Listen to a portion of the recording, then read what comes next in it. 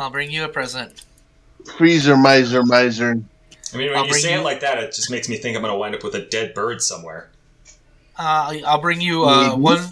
I'll bring you one Samoa Joe that's been fired more than once a year.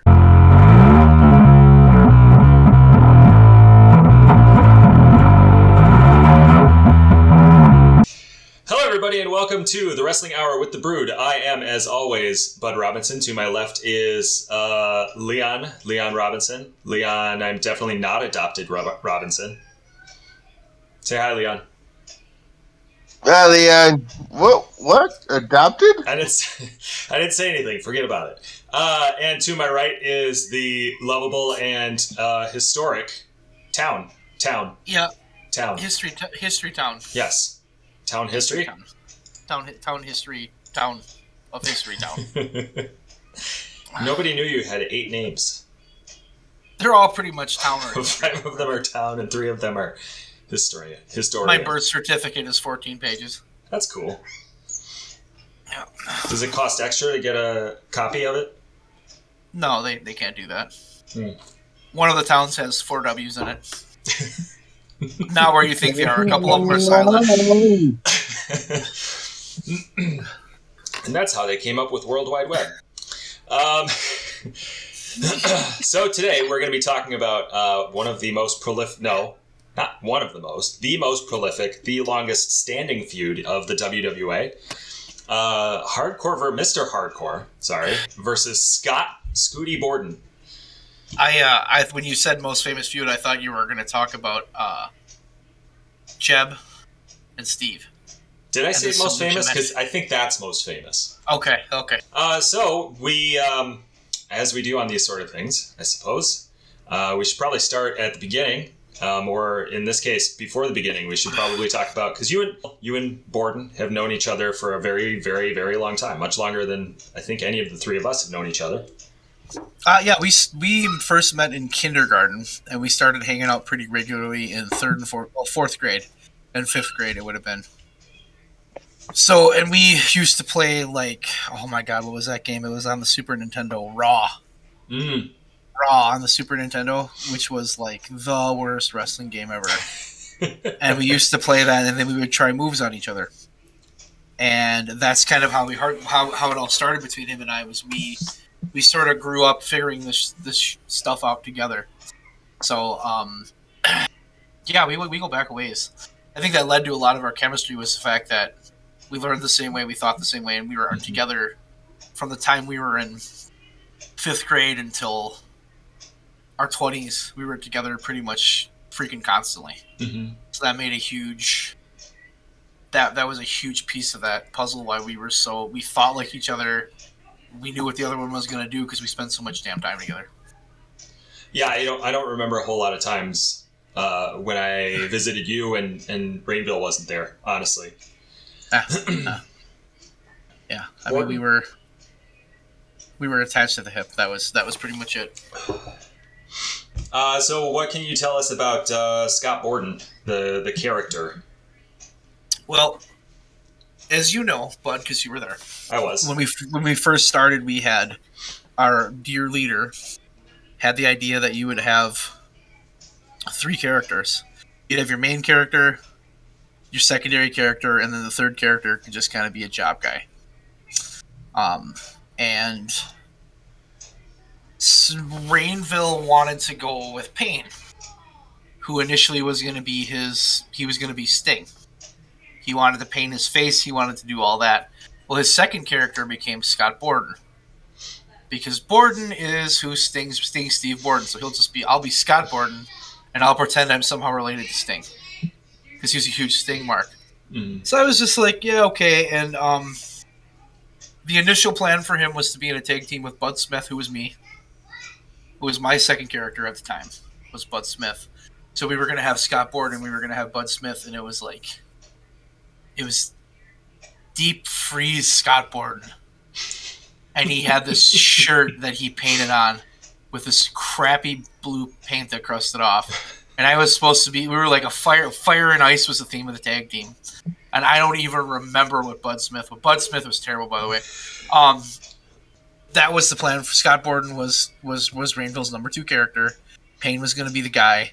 So I don't know if you remember the initial run we had, especially in the basement, because this was more in the basement than outside. The first one we had in the basement, Payne was positioned with Hardcore and Aaron Douglas, and I don't even think Shockwave was your top guy either at the time, to be honest with you. No. Whoever you had as your top guy. I think it was Hellraiser, wasn't it? That sounds right. Was Hellraiser the one that got shot in the eye with the flashlight? It was. Hellraiser was a shit show. He Yeah, was also the guy who wore a cowboy hat and black sweatpants.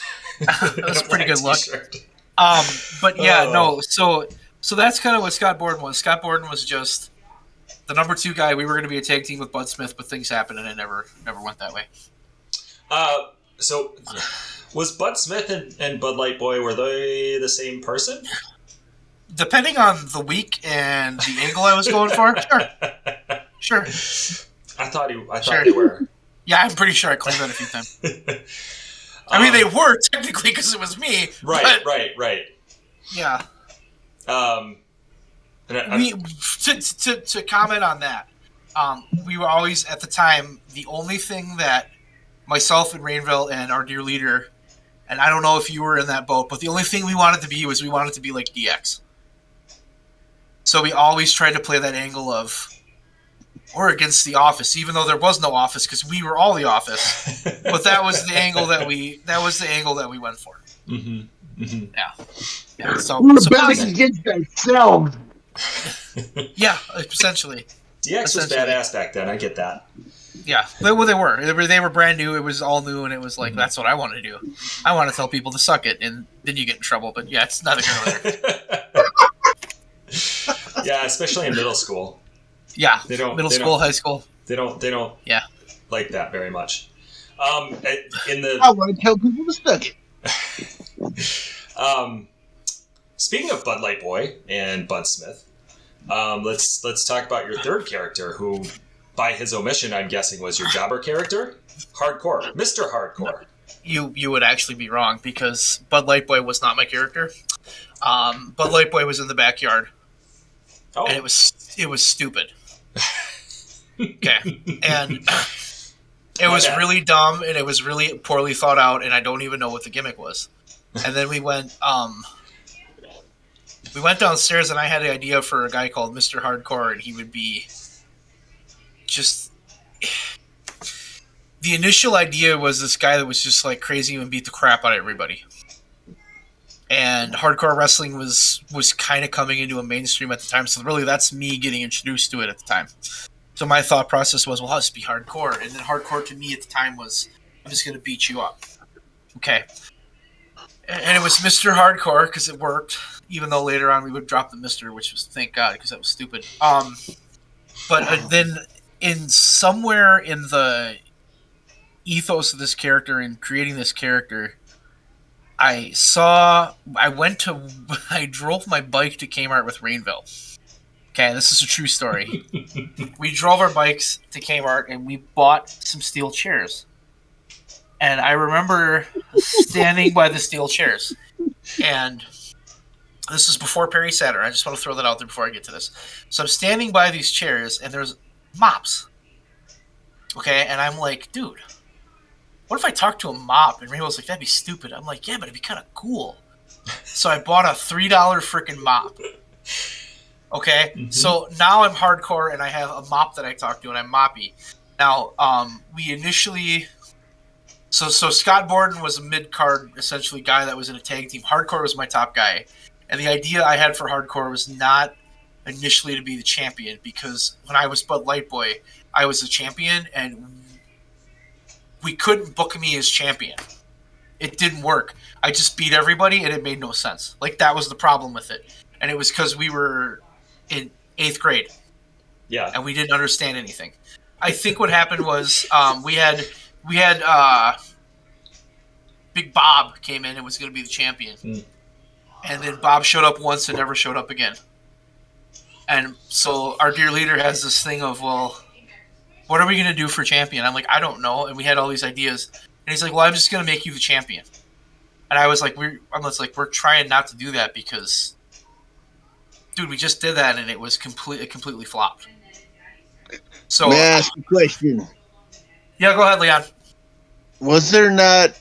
Am I misremembering? But wasn't seeing Hell in a Cell kind of a birthing point of that character as well? Yes and no. Um, yes and no. I would say I that was when I thought of it. I think initially, when I thought of hardcore, I thought of him as a more extreme version of Shawn Michaels, and that sounds really weird. But I was a huge Shawn Michaels mark, and not so much the character of the Heartbreak Kid, but more of the attitude because he became a cock around that time. So my idea was kind of like I want this cocky guy. You know, initially I wanted to call myself the Hardcore Kid, but I said that out loud. But I said Hardcore Kid out loud, and I was like, "That's not good." Like I might have not known shit, but I was smart enough to know that's not good. Like Hardcore Kid is really not good. So I went with Mr. Hardcore, but and that was after Foley fell off the cell. So that's the timeline's kind of right. But then I only asked that because you put it in the book. Oh, the book. Yeah, that's part of it. That's part of it. Yeah, that's part of it. But so they put the belt on me. And I remember I fought nobody good. Like I didn't fight Payne. I didn't fight AC Cruz or Aaron Douglas or whoever I fought. I was fighting guys number 2 characters, and it was like he didn't want to. As the world champion? As the world champion. He was the booker. I wasn't making any matches. I had ideas and I could easily get my ideas across, but he was the one that was making the matches. And it was like he didn't. Well, his thing was always like, well, if you're just gonna win, why should we have you beat somebody that's the top level character? Which, when it's for the world championship, I can sit here and you can sit here, buddy, you can sit here, Leon, and you can see the flaw with that. If you have a world champion that's beating mid carders, your world title doesn't mean anything. So I remember, and I remember fighting Jake. I remember fighting Hellraiser for the world championship. You probably don't remember the match at all. No, I don't. No, and and we couldn't work. Okay, I couldn't work. You couldn't work, and it was a really bad match, and we had no timing, and it was bad. And I just remember afterwards, I'm like talking to him, and I'm like, dude, we just main evented a show. And it sucked. The character sucks because I had the mop for like 2 weeks. Then the mop went away, even though the mop actually worked, you know. But I had it, then it went away, and then he kind of like he wanted me to be something different, and I'm like, okay, if we're gonna do something different, why am I hardcore? Why can't we just let hardcore be hardcore? And then if you want me to do this, I'll do something else. So then he made the decision, and this is kind of where this whole thing kicked off because he decided that, okay, we're going to start the triple threat because he just sold everything from ECW, and it was him, and he was AC Cruz, and I was Bud Smith, and I don't remember who the third guy was. I want to say it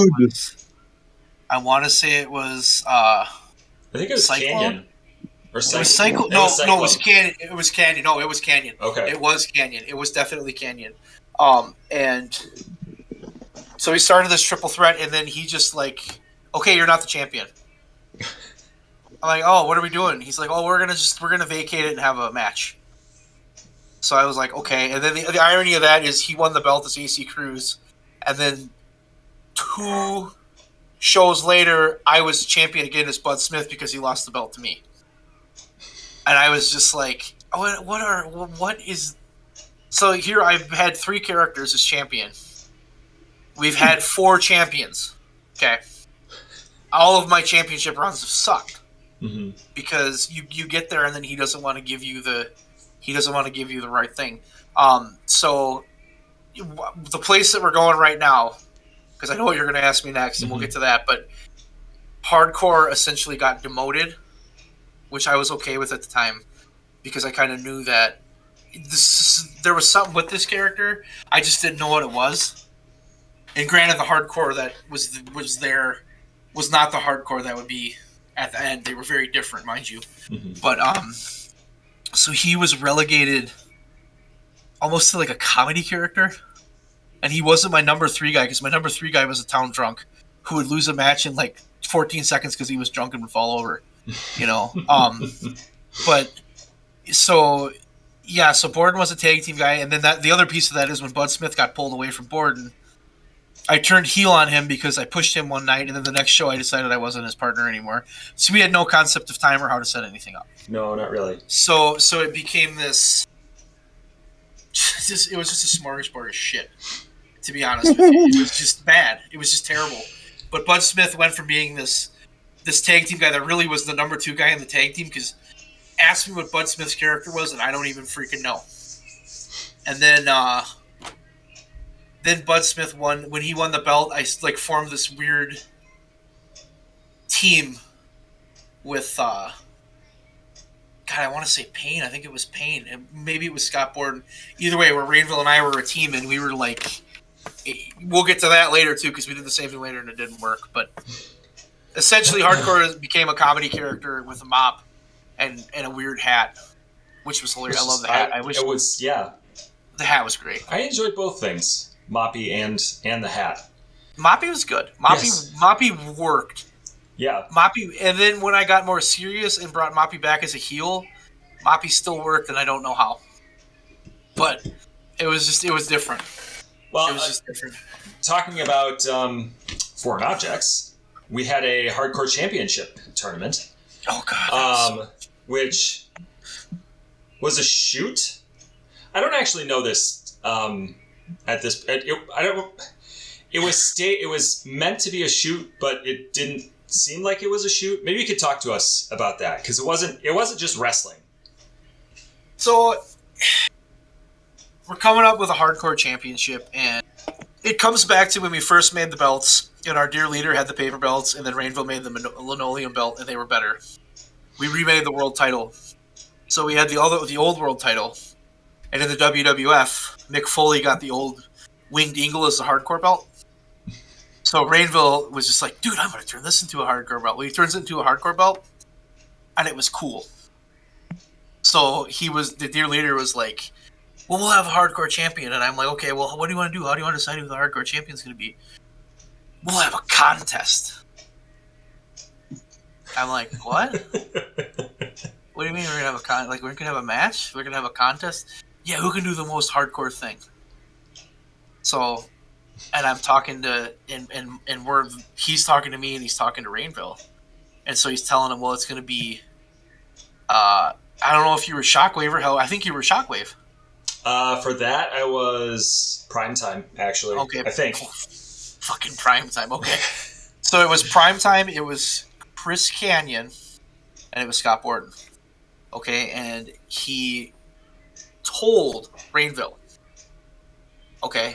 Mm-hmm. And he told Rainville, like, well in advance. Okay? So you show up, Still Canyon pissed shows about this. You show up, Canyon shows up. And he tells you that you're going to be doing that. And you were pissed, I remember, because you're like, well, what am I supposed to do? Mm-hmm. Okay, and I remember, like, Rainville had time, so, like, he found a piece of wood or something. Okay, and Canyon went first and did a diving headbutt onto a couch cushion. And then I don't remember what you did your first time. Because it was 2 rounds. I feel like it was... I thought it was inside and I did something on the couch, but that doesn't sound right. You did. It was inside. It was totally inside. Okay. But I can't remember what you did. I know what you did the second time, but not the first time. Okay. So then Rainville has a board. He lays down flat and jumps through the fucking board. Mm-hmm. So it's like, okay, well, who's going to win this? He headbutted a couch cushion. Yours wasn't good. Mm-hmm. And then he jumped through a board. Well, then we go to round 2, and your Canyon headbutted. I had like a speaker, and he headbutted the speaker. Mm-hmm. Okay, like a falling headbutt under the speaker, and then you took a piece of the board that Rainville broke, and you did like an elbow drop onto it. And then Rainville did like frog splash onto something. Mm-hmm. All right, so it's like, what were we expecting for start? It was the stupidest idea we ever had, you know. But I think deep down inside he wanted Rainville to be the hardcore champ. Mm-hmm. That's what I think, and I think it would have just been easier if we would have had a hardcore match. Yeah. And the feud started right there, and it was not pre-planned. So, and is that the next question you have for me? Is how the feud started? Or? Yeah. How? Yeah. So I can slide right into that. So we came out, we declared Scott Borden the winner. I was hardcore. I was a judge, and then our dear leader he had a name for his announcer, and he always said Folks, and I don't remember what his name was, but that's who he was. And I just turned to him, and we're on camera at this point. And I'm like, hey, I think I'm going to attack him. And he's like, why? I'm like, well, I'm Mr. Hardcore. If I attack him, we can have a feud. And he's sitting there with me like, why? I'm like, well, because what are we going to do with this belt? Oh, I guess, okay, so you can attack him. So I jumped him. And Rainville didn't know I was going to jump him. So I started beating the crap out of him from behind. And that was literally how the feud started. Was because I had the wherewithal in my head to be like, wait a minute, I'm Mr. Hardcore. That's the hardcore belt. That guy has it. Wouldn't I want to get that belt? Right. Just to make sense. So that's how that whole thing started. So how did we get from? Well, first of all, why did we decide for a hardcore title? You've kind of already touched on this, but let's just flesh that out. I think it was just our dear leader wanted. There's a few pieces to that. One, the biggest one, which was usually the biggest thing that we did, no matter what we did, because it was just fact, was the WWF had one. Yeah, that's and true. They had just introduced it, and they were doing stuff with it. So we thought, hey, we can do that too. That's why later on, when the Town Drunk was the hardcore champion, we had the 24/7 rule, and I got hit in the arm with a baseball bat by Adam Jensen, and it hurt like a mother. And I had to have a conversation with him. Hey, you can't really hit me with a bat. Fucking hurt. But I think it was just because they were doing it, and I think he thought it would be something else to do because he didn't have there was never a real vision for where we were going or what we were doing, and he liked belts because he thought a match got more important simply by having a belt in it. So that's my best answer. He sure did like belts, didn't he? That and Rainville made it. Yeah. So those are the two. Was it Borden's idea to, like, you mentioned earlier that it was our dear leader's idea to make him the hardcore champion. Borden was going to be champion. Was he into hardcore matches at that point, or like was that something that our dear leader pushed him into? I think he was interested in it. I think he thought they were cool. I think everybody... You got to remember, Mick Foley just jumped off a freaking cage. Mm-hmm. And he had all of our attention. And that was like, Rainville wanted that. Rainville had that. He still does. He has that. He likes to do crazy shit. And I think that he saw that as a chance to really kind of live on the edge and do some crazy stuff. So I think he liked it. I just, like, straight up, like, he liked that style and he wanted to do it. So I think I don't know because we made this event that was a shoot, but it wasn't a shoot because I knew who was going to win that before it even happened, just because of what I knew. Like you weren't going to win, and Kanye wasn't going to win because how the hell were you going to win? Right. What could you have done besides ripping a light out of the ceiling and breaking it over your head? And they would be like, dude, you broke the light. What the fuck? So it was just... Yeah, so I think Rainville was... I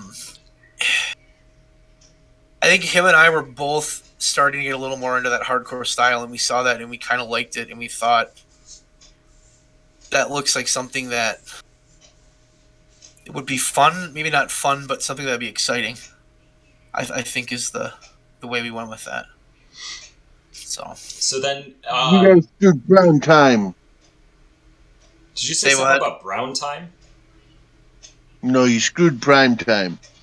Oh yeah, no, we did screw. Yeah. We did screw them. Yeah, Prime Yeah, Time was pretty straight up. pissed about that. Well, that was I don't have an answer for that because it wasn't my call, and it was one of those things like I thought it was stupid. I thought it was the stupidest thing we ever did. But his answer to me was like, "Oh, it's so different." I'm like, "It's stupid. It's not different. It's just stupid." just because nobody's doing it doesn't mean it's not stupid. No, but that was a lot of, and that was a lot of. I wasn't really booking, but I was booking because it was at my house. Mm-hmm. So it was kind of like everything he wanted to do, he kind of had to tell me. Mm-hmm. And we would have conversations, but it was like a lot of the stuff that he wanted to do, he would just bring, and I would look at it, and I would just be like, what the fuck are we doing? That was when he talked to me about that, and I thought it sucked. I mean, I just thought it sucked. I thought it was so fucking stupid. On the subject of booking, what was the overall plan for, like, getting Borden over?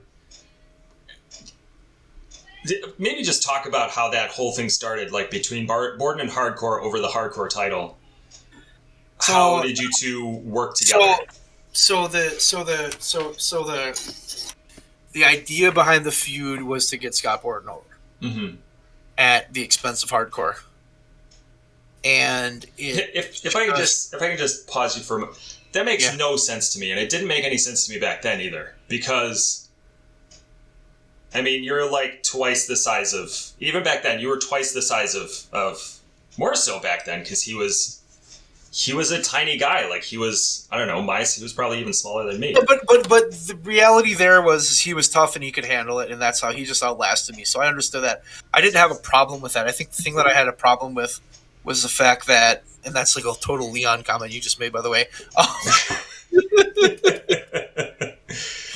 I thank you. I think the problem that I had was the problem that I had with it was this.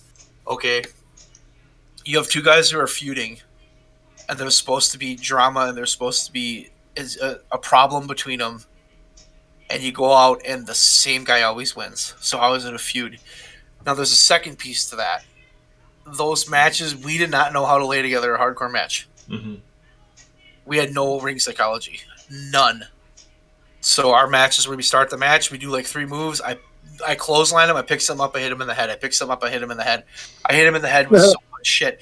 The thing is if you watch back and you watch those initial videos in that basement, those were the only matches where everybody else that was there stood outside the ring and watched. Every other match you had, people would be off doing shit. So there was something to it, and I saw that. But at the same time, it's like watching a car crash. Okay, but I just remember thinking, because I remember it was Fargo, it was you, it was Canyon, and I think somebody else. Because we had like 5 or 6 guys. One of us was a ref. We were wrestling. The other guys were standing outside the ring. They were cheering and booing shit. Mm-hmm. So I'm like, okay, there's something here. Now the problem with the layout of the match was there was no give and take. It was simply Hardcore beating Borden, okay? And we had this Hardcore match where I fucking destroyed him. I hit him with a steel serving tray that was so thick, I regret doing it to this day. Like, it sent a shiver down his spine. Mm-hmm. Like, it was freaking nuts. And we do all this Hardcore stuff, and all of a sudden, he gets me on the ground and puts me in a Scorpion Deathlock, and I tap out. And I'm like, I remember just being done with that match, like, what the fuck? That's the stupidest fucking thing. I mean, that was kind of what I was alluding to, is that, like, you have this big guy who's beating the crap out of this smaller guy. How does he pull? I mean, maybe if he pulls it out once, but you can only do that so many times before it looks silly. But that was the problem then, and that was that part of the reason that Hardcore Borden kept going was his fault.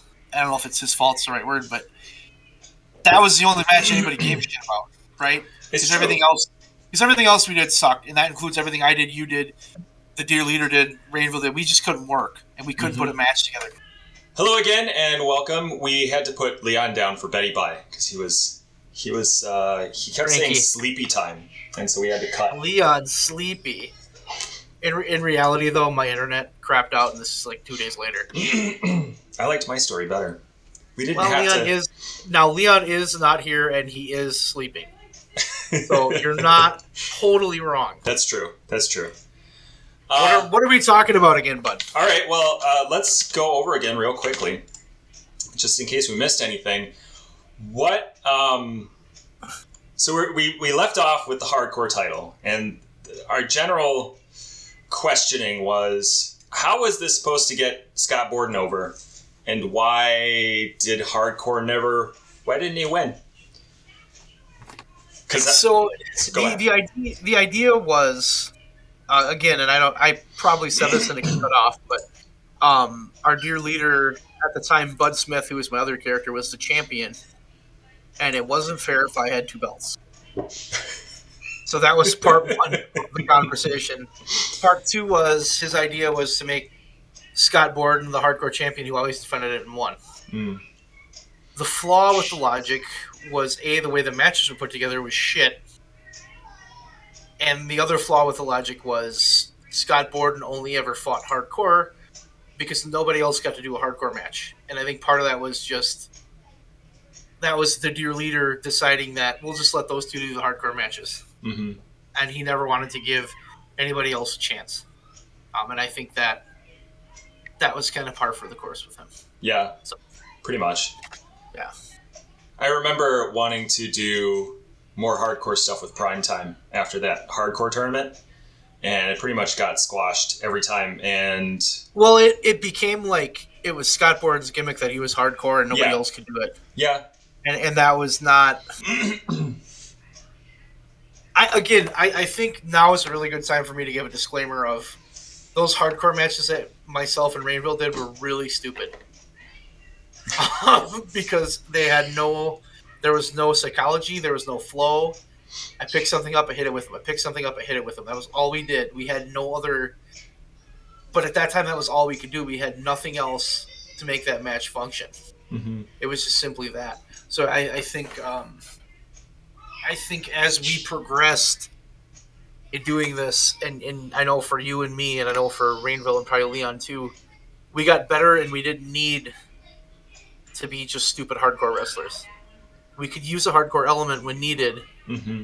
but we were able to actually put a match together. So this really was at the time the best thing we were doing because we didn't know how to do anything. Yeah.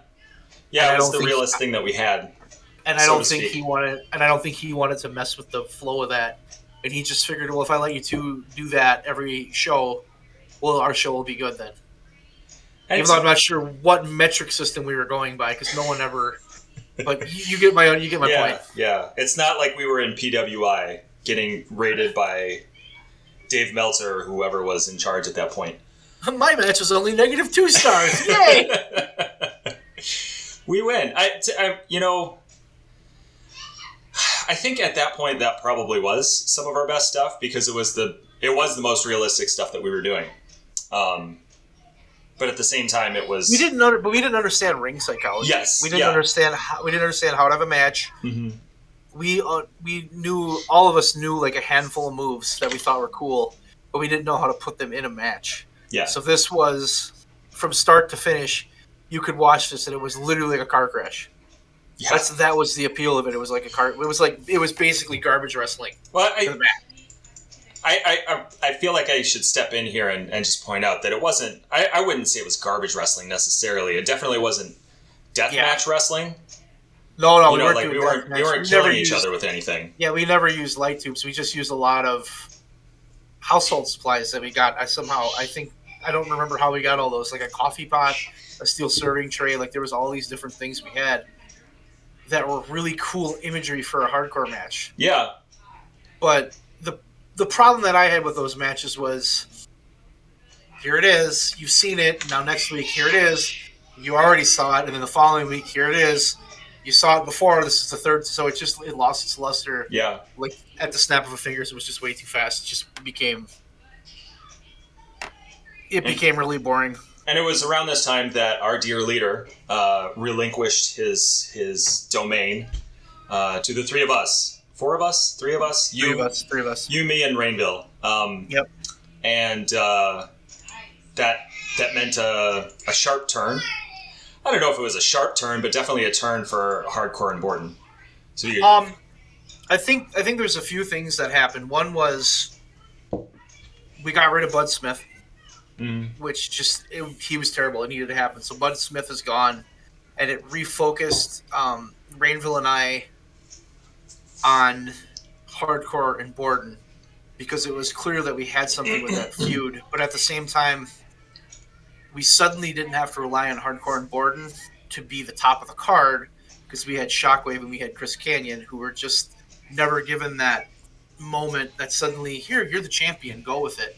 And I remember building the Hardcore character, and I remember building Scott Borden, and we still feuded. And I remember we started having matches outside then because it was summer, and we had a match that Rainville and I had a match that was like second to last, and it was good. And we thought about it, and we kind of planned out what we wanted to do. And by all means, it wasn't perfect. It was still a lot of like spots in the middle where it was like we don't know what we're doing, but it was really good. And then I remember, okay, Hardcore now is not what Hardcore was, because Hardcore immediately changed because I didn't see Hardcore as this stupid gimmicky character that couldn't do anything. I saw him as, well, this probably is my best character. Town Drunk be damned. This is probably my best character, you know. And the thing I remember about that was I remember I had a title match with you in the backyard when we strung the ropes up through lawn chairs. Okay? You remember? I know you remember that. Yes, yeah. And you and I had a match, and you were the champion. And I don't know who was heel and who was face. I'm pretty sure I was a heel. Maybe I was a face. I don't know. I think you were heel, if I'm remembering the right match. And you might not be, because it was just, we didn't have a great match. We had a good match, and I remember at the end we had this ending where I was going to have you beaten and Scott Borden was going to get me disqualified. So he ran out and kicked me, and it was like, I remember just sitting there like, and it might sound stupid now, but it was like, of all the shit we've ever done and all the things that we've put together, this is the first time that I actually give a shit about what happens next week because we actually told the story. Yeah. It was the first time we ever told the story. And our match wasn't bad. You and I had better matches, I think, than we thought we did. It seemed like we never had a match because we were always the Brewd. Yeah. And then Shockwave was over here and Hardcore. We were always, when I was a heel, you were a heel. When I was a face, you were a face. Yeah. We never got that. We got a couple, but not that one. But that one, I just remember being like, okay, we got something here. And I think Hardcore might have been a face, but maybe not. I don't remember, because I remember right after that I went into Evolution with Chris Canyon. That Triple H stole from me because I did Evolution in like 1999, 2000, something like that. We went into that, and I remember the Hardcore Borden feud then kind of took precedence because him and I were always at odds. Right. We were always at odds, and that was when it kind of became. And one of the bigger points was we had a match and I beat him clean in the middle of the ring, which made it more than just a stupid feud. So now we had traction, but I think the traction was part of what was giving us, as a whole company, it kind of gave us this moment where it's not just we're going to have this Hardcore match. It means more than everything else, even though it's the second match of the card, because it always was the second match of the card. I don't know if you remember that. How the hell do you follow that? You don't. Right. So, but I remember Shockwave and I remember Canyon getting that. You guys had a feud. You guys had belts. You guys were feuding over the belt, and we were rebuilding Hardcore and Borden at that point. And I think it was. I don't think that Hardcore Borden feud would have taken off the way it did if we didn't have two other guys to kind of lean on at that point. Yeah, I think that's true. Like broadening the field, we can play a little bit more with all of our top guys. And we went from having really the belt ping pong between two people, because it was just me and the dear leader, And if I didn't want it, he was like, "Well, I'll take it then." And then it was maybe Rainville would get a reign for like a week or something like that, but it was never anything consistent. Right. So right. And so it was with that we had, like you said, we had pushed Hardcore and Borden to the top of the card, and Canyon and Shockwave had their spot up there as well. Why? What? Hardcore was a face. Borden was a heel. At the time, yeah. At the time. Why did we do this? That's all I have written here. Because it seems... all right, I'm looking back, right? Like, I'm looking back at what we had, and it never... Except for the pickled egg run. It never made a whole lot of sense to me to see... I never really saw Hardcore as a face. Not often, anyway. No, and I think that is part of what my image of what Hardcore was changed. I remember we're going towards Turn the Page 99. I'm sure that's what's next on this thing. But we're going towards that, and we were Metal Militia. Yes. It was you and it was I. Okay. And you kicked me out of Metal Militia and took in Scott Borden. And I don't remember... That's right. Yeah. I don't remember why we did that. I don't remember what the thought process was. But then the idea became... I think you were champion. No, you weren't. Maybe Borden was champion. Who the hell was champion? I don't know. Somebody... No. Greenberg was champion. And Greenberg lost it to Scott Borden. That's how far back we're going. It was freaking Greenberg. Yeah. So Scott Borden was champion. This was when we were in the basement. And the thing about being in the basement was we had so much more control over the lights and everything, and we could do a little bit more in that regard. But our matches suffered because we didn't have any fucking room. Yeah. And we were bumping on a cement floor. Yes. You know. But you kicked me out of Metal Militia after you made me a shirt, which I still have, the Metal Militia shirt. That's awesome. That thing was cool. It was a cool shirt. And we made Jumpstart joined you guys. And you guys were like a group of 4, and we shouldn't have had... You got kicked out too. That's what happened. You got kicked out too because Greenberg took your spot. Right. So now we've got Scott Borden and Greenberg and Jumpstart as a group. That makes no sense. Yeah. It was like, how did we get here? But so we went into basically we went into Turn the Page 99, and the idea was that Hardcore was our top face and Shockwave was our face. So we were the top 2 faces, and Borden was the heel, and Greenberg was going to be heel number 2. Where we were trying to get, and you were champion, so you must have lost that to Borden. Yeah. Because you were going to fight. That's the things I remember. You were going to fight. Was it Sean Walker? Sean Walker. Gory. Oh, right. You were going to fight him and Turn the Page. So the plan that we had going into WrestleFest, which was February, and this event was in December. The plan was to have the main event be Hardcore Borden. Hardcore finally beats Borden, becomes the face champion. He's the hero. Blah blah blah blah blah. And the plan for the co-main event was going to be Greenberg's going to fight Shockwave, and we're going to try to get. If I'm not remembering what we wanted to do, we wanted to give Greenberg a rub, and then we were going to run Hardcore Greenberg for the championship after that, as Hardcore's like first feud. That sounds right. So we had this idea. We just had all the pieces in the wrong spot. So and then I think at the time it was more of a. I didn't understand. I was okay being a face because everybody wanted to be a face. You wanted to be cheered. We all wanted to be Steve Austin or The Rock. That's all we wanted to be. We wanted to be the guy going out there doing the cool shit. And I think at that point, that's where I still was with Hardcore. Because I remember we did, as we got closer to Turn the Page, or maybe it was WrestleFest. It was one or the other. This is all clumped together because it was all one little time. But we did the angle where Metal Militia showed up. and I jumped each and every one of them, took them all out as they were doing something. So at the end of the night, it was me and Right. Borden. I beat the shit out of Borden. So I remember that. I remember just a lot of trying to figure out. We were just trying to figure it out, and hardcore at the time to me, well, that can be our baby face. And that, are we going right to turn the page? Yeah. Let's talk about turn the page. So turn the page. 99 was probably the wildest thing we ever did. We had a band come and play while we wrestled. They were Haft. Haft was the name of the band. Those guys are all probably not in playing music anymore, if I had to guess. Except for one of them I know is. But one of the guys that we had in Jumpstart, Joel was his name. He was part of a band, and he's like, we should have the band play. We should have people come.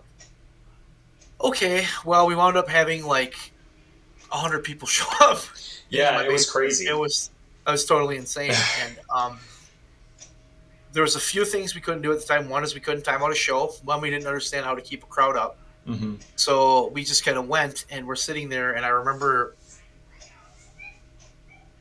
talking to you, and you were mad. You were mad when you got there, and I don't remember why. There was something going on, and you were mad that day. Okay. You were just and I don't know what it was. Like, we did the Brewd thing, and you were just kind of like, oh, you were huffy, and I don't know if something else was going on or what. I don't remember. But we did. Where I'm talking to you, and you're like, well, the World Championship should be the main event. I was like, okay, I don't care. You guys can go on last, because we were going to put more hardcore and Borden on last. Because again, how do you follow that? Mm-hmm. So we went out there, and it was. I remember every moment of that match, probably because we had a huge fucking crowd. Like, people knew we were going, and that basement was fucking jam packed. Mm-hmm. And we had my dad's buddy John, who, God, he's been dead for 15 plus years already. It's crazy. God. He died in 2007. But he was our security guy. He stood by the corner and kept everybody out of the ring, and he did a really fucking good job. Yeah. And it was just like one of these things where it was like, we didn't know we needed him, but when he was there, I was pretty fucking stoked he was there, because it was getting a little. We started off that match. We were gonna have a dueling chair shot thing where we both had a chair and walked 10 steps and turned around and swung at each other. Well, I was the baby face, mind you, but I cheated and didn't take the steps the right way and just busted him in the head with the chair. That set the tone for that whole match, because everybody went absolutely fucking nuts. Mm-hmm. And we just beat the shit out of. Well, no, I beat the shit out of him. I took a really good stunner where I flopped over the top of him. I remember that one. We went outside. And outside we just fucked around a little bit. We came back downstairs. The cops showed up. Yeah. We went back downstairs, and I pinned him. And I walked out. I celebrated everything, and then we couldn't have the main event. I remember you were mad about that too, Mm-hmm. Mm-hmm. which makes sense. But so at that point, I was sitting there like, we just had this big moment that was like this huge moment, and I just remember everybody that was working for us at the time in the back was kind of like, that show sucked. It did. It was really bad. It was really fucking bad. I mean, we had Jensen come back. It was the first time he came back as Big Daddy, and he had a really bad match with, God, I want to say Just In Case. I don't know why we ever put those two in the ring together, but it was bad. Yeah. And it was just like the Brewd match we had with Jumpstart. We told a really good story, which was odd for us. But the match itself was really, really bad. That was a night you carried in the ladder for no reason. Just to fucking hit people in the head with. Just the one person. I had it out for. But we had this. I remember exactly who it was. But we won't say her name. And I don't think you did it on purpose. I think it was a complete accident. No, of course not. I didn't. But it was just one of those nights that it was such a letdown in so many ways, because I felt like we never put our best foot forward. But we got the response, and Rainville and I got this like endorphin rush because it was all about us. But that wasn't the way that night should have been. That was kind of how I always felt, because we had all these other things. Yeah, but in retrospect, it makes a lot of sense, because Hardcore and Borden they were the biggest feud at that point. And Hardcore, like, you bring a crowd in, a Hardcore match is going to make the most sense, because back then, 99, 2000, Hardcore matches were big in WWE, we're doing hardcore matches. Why would people? That's what people want to see. They don't care about technical wrestling. Violence. Yes. No, yeah. they didn't. You're right. And everything else we tried, they didn't care, and it was bad. It was just I came out of that and I thought, like, we had that moment of just, like I said, it was just completely, our endorphins were just flowing. Yeah. It was fucking crazy. Like, it was, you live in that moment, the people were cheering and shit. It was really cool. But then afterwards, you look at it and you're like, okay, well, now what the fuck do we do? Yeah. Because we just had this moment. You got a champion who didn't even wrestle. Mm-hmm. And we kind of, I always felt like we sold the farm that night in a lot of ways. Because if we were smart, we wouldn't have done what we did. But it's hindsight 2020, and we were like, I was 15. So, yes, yeah. I'm not gonna be too upset about it. But we rolled on, and it was just kind of fucking, we still didn't have it totally figured out. Yeah, and so then why don't we talk about WrestleFest? Because that's right around the corner from Turn the Page. It is. We did the Total Elimination Battle Royal, which is a name that I always like but don't like. We just ran with it and it stuck, but at the same time, I feel like we could have come up with a better name. Mm-hmm. It wasn't. It was our dear leader's name. But we did the Total Elimination Battle Royal. It was the second one we did. I don't know if you remember this. The first one was won by Bud Smith. The second one was won by Hardcore. I probably won the third one. I don't know. Probably. Actually, I didn't. Adam Jensen won the third one. Oh, okay. But and Scott Borden won the fourth, which makes more sense. But Hardcore won it. The plan at the time was Scott Borden was trying to take out Hardcore. And like I said, our goal for those two matches at the show was Hardcore Borden World Title main event, Shockwave Greenberg co-main event. That's where we were trying to get. Those were our four best guys. Mm-hmm. This was also a point where Chris Kanyon walked away and left. Yeah. He just kind of stopped showing up, which sucked because I liked him, but at the same time, it was like, if you're not on board and you don't want to do it, dude, we can't make you do it. So it was just kind of like because he was doing other shit, and it was like, whatever, okay. But we went in there, and we had a crowd. We had a little bit of a crowd, not as big. You don't remember that? I don't remember the crowd. Was I there? Yeah, you were. Did we have? Was that the girls? It's horrible because I can't remember their name. No. It was the band was back. Okay. They didn't play, but they were there to watch because Joel was there. It was his last night. He decided it was his last night, and they had some girls that showed up. So we had a main event between Hardcore and Borden that was way better. Mm-hmm. It was a way better match, and we used the table that Joel brought, and we used a little bit of plywood. Mm-hmm. But we had more of a wrestling match, and it was a way better fucking match, and it was a way better night. I remember we got these people there, and, a crowd's crowd, and it was a crowd of 10. It wasn't a huge crowd. Mm-hmm. Okay, and I put him through the table, and I beat him up, and the only thing people are like was like, come on, Rainville, kick his ass. And I'm like sitting there beating the shit out. I'm like, wait a minute, I'm the fucking bad guy, aren't I? And that's when it clicked. Right. That's when it totally clicked for me. It's like, the way this works is, boy, I'm not the good guy. I'm the bad guy. Mm-hmm. I have to be the bad guy. And that was when we decided to make that switch and have him kind of be. He was our ace. He was our top guy. Yeah. He was our John Cena. He was the guy that was always at the top. He was the guy that was kind of the focal point. That's just who he was, and it worked. Mm-hmm. But that was kind of the night where it was like, okay, Rainville does suck as a heel. And as a face, and as a face, I can do it to a point, but like, it's not very original, and it's kind of, it wasn't the best.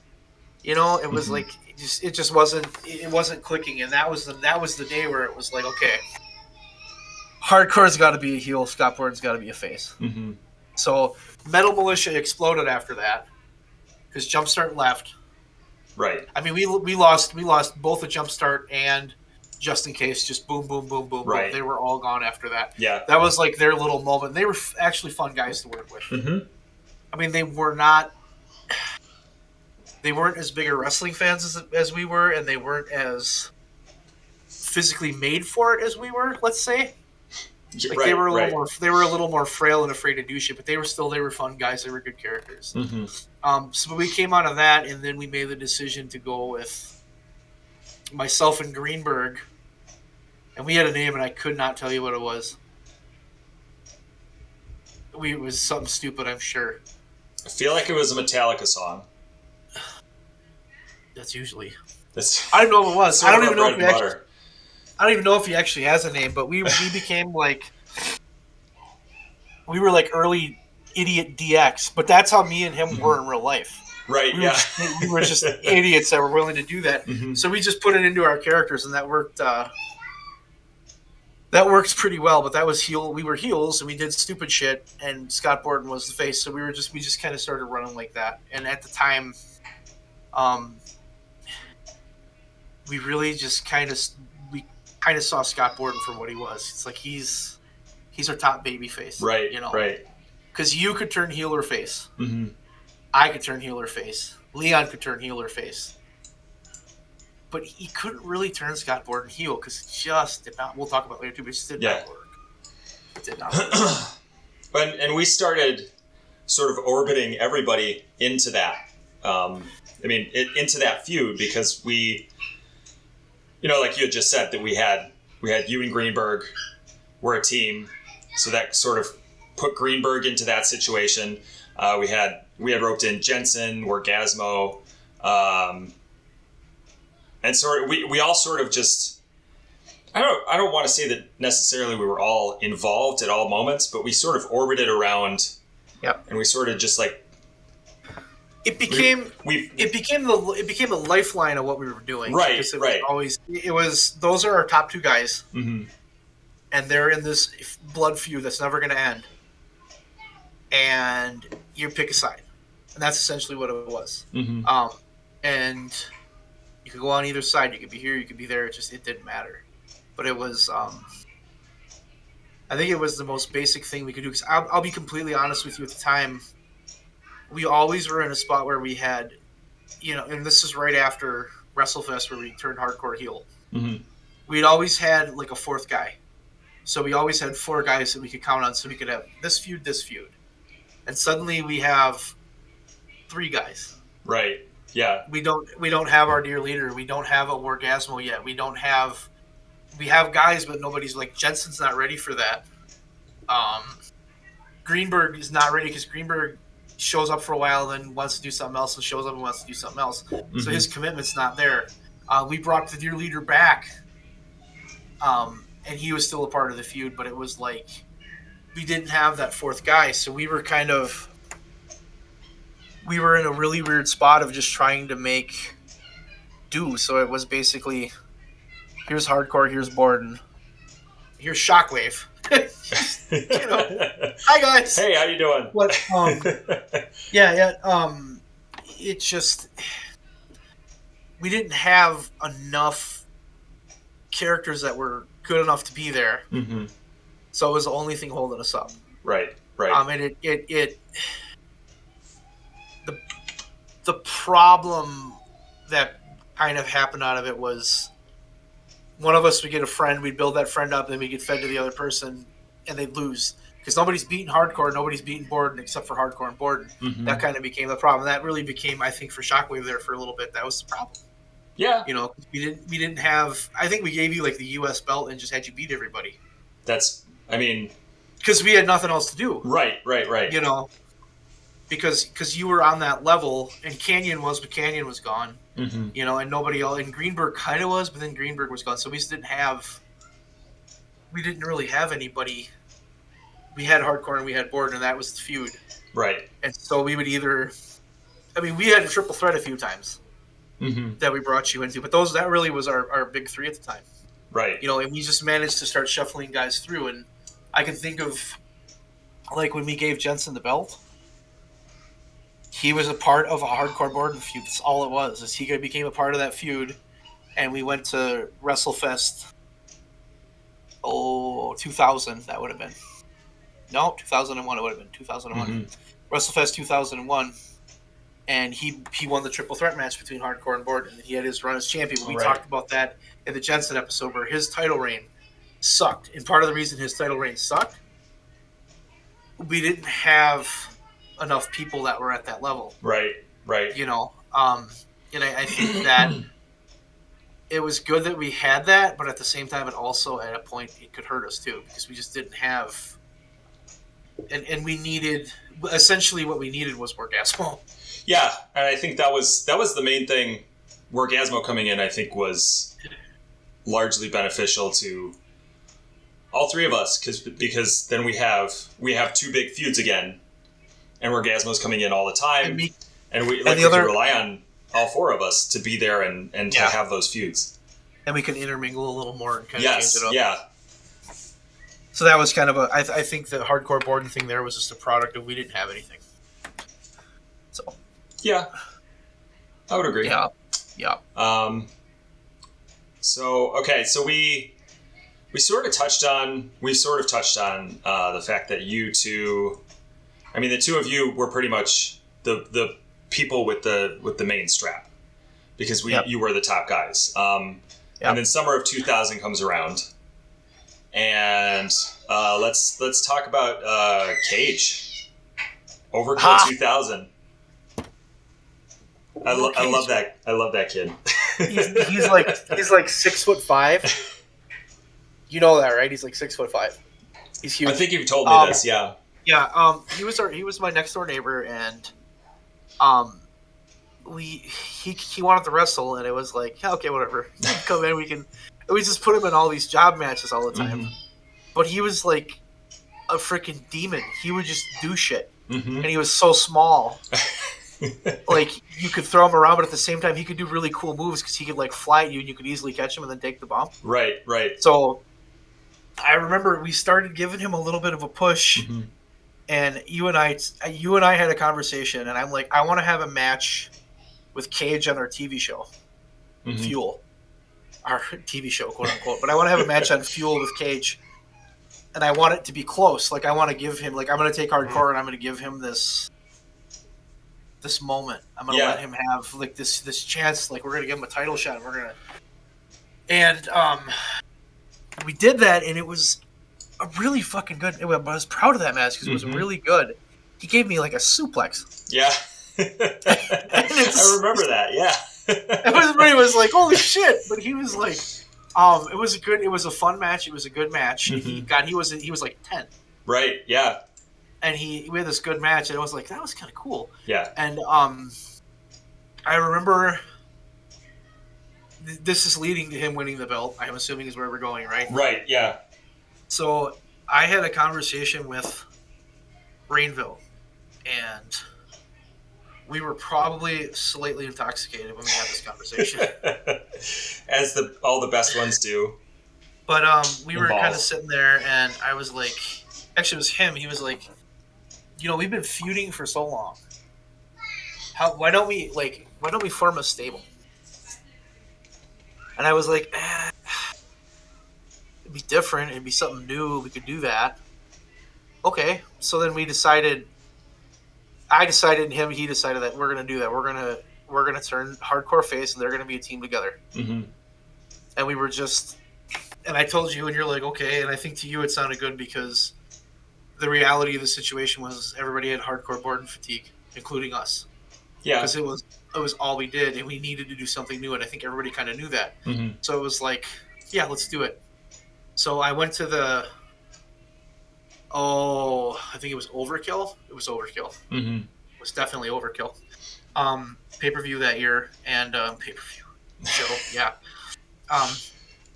And I fought Cage again, and we had another good match, and then Orgasmo, the ref took a bump, Orgasmo runs out, Orgasmo and G-Shock take me out, because Orgasmo debuted, and then son of a bitch, Cage is our world champion, which was wild. That's pretty cool, honestly. The way we did it worked really well, because I didn't look bad, he didn't look bad. Right. Because it looked like an even match that could have gone either way, and then in the end, at the end of the match, Scott Borden came out, and Hardcore and Borden somehow, I don't even know how we got from point A to point B. I think they jumped Borden earlier in the night too. Mm-hmm. So we had this moment in the ring, and we're just like, fine, we're fucking done. We're done. We left. So Hardcore and Borden for about 2 months weren't on the show, which was good because we had relied on them so much. It gave Rainville a chance to do some other stuff with Pain. It gave Rainville another chance to do stuff. I think DGM. I know DGM was a thing back then. Yes, so yeah, Nero, he got to do some stuff with a Nero. The greatest thing we got to see out of that was Lackey heel Town Drunk. Yeah. Because the power of the company, God, what was that time? That had to be that time. Yeah, I'm pretty sure it was that time. Jasmine was in charge, and Town Drunk had to be. I had to join. I had to join her group because on screen she would not always remember what to say or what was going on. So I was out there as Town, but I was like goofy heel Town. This is when I was a hardcore champion too, right? And I was kind of giving her the cues. And it was an interesting run. Then they kicked her out, and Orgasmo and G-Shock, they were like the power. They had all the power. They were the ones that were in charge of everything. Right. Yeah. And Cage was a champion, and his title reign was bad.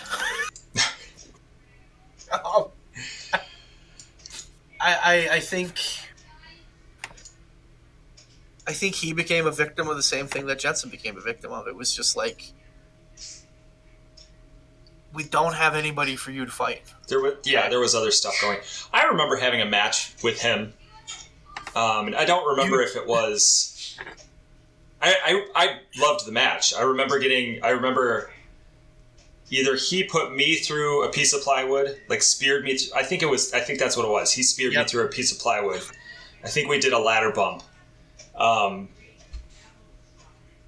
mean, those are the only points of that match that I remember. But you won the belt from him. Was that the night I won it? So I'm jumping ahead.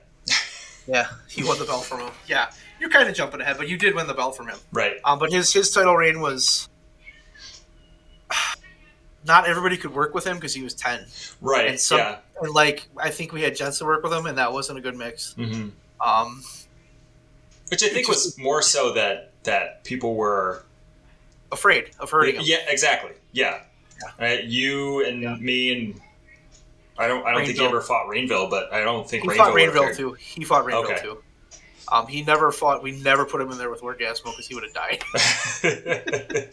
sloppy early Orgasmo was a freaking murderer. Yes, he was. Yeah, I remember that. Another thing I remember, if I can just go back just a tiny little bit, and I know this has nothing to do with Hardcore and Borden.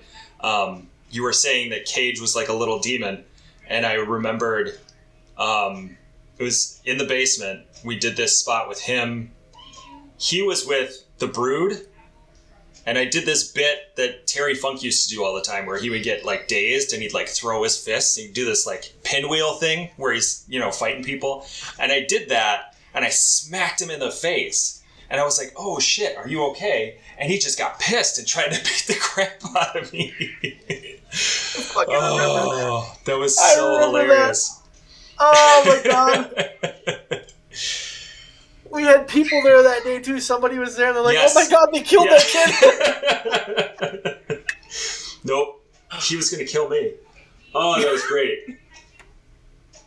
Cage was fun. Cage he was a lot of fun. He was young, but because he was young, he had like that no fear attitude at the time. Mm-hmm. We were able to do a lot of crazy shit with him. Right. And he enjoyed it. He had fun. He wasn't there for real long, and then he kind of outgrew it. But whatever. Right.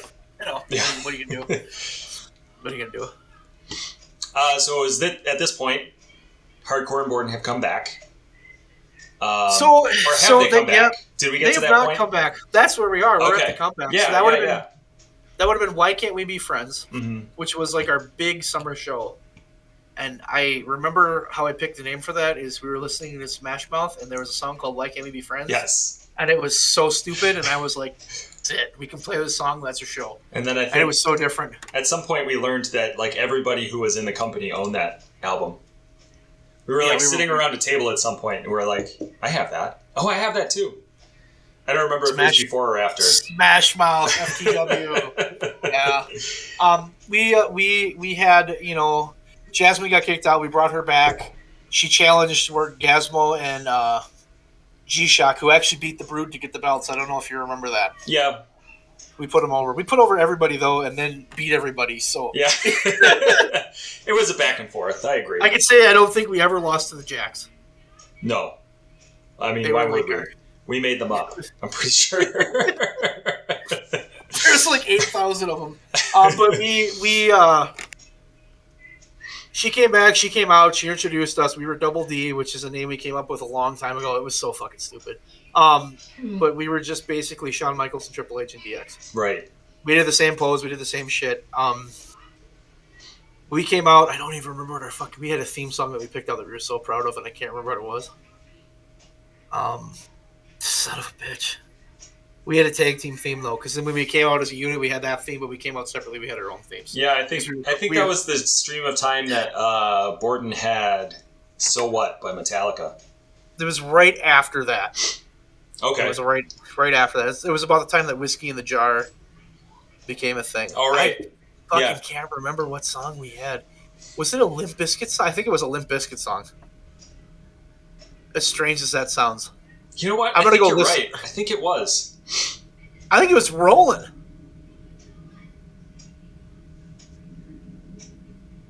The Urban Assault one. I think you might be right. Yeah, I'm pretty... It was not a song that him or I would have ever picked. We picked it for some reason. I don't know how we got there. But we came out, our triumphant return, and we went out there and we had a match that was bad. It was a bad match. First of all, no one at the time knew how to have a fucking tag team match. It was our main event, but it had to be. It had to be. And G-Shock was at a point where he was not where he would get. He was still a little stiff. His bumps were still a little off. And where Gazmo was like, just no concept of what the fuck he was doing. And I love Leon to death.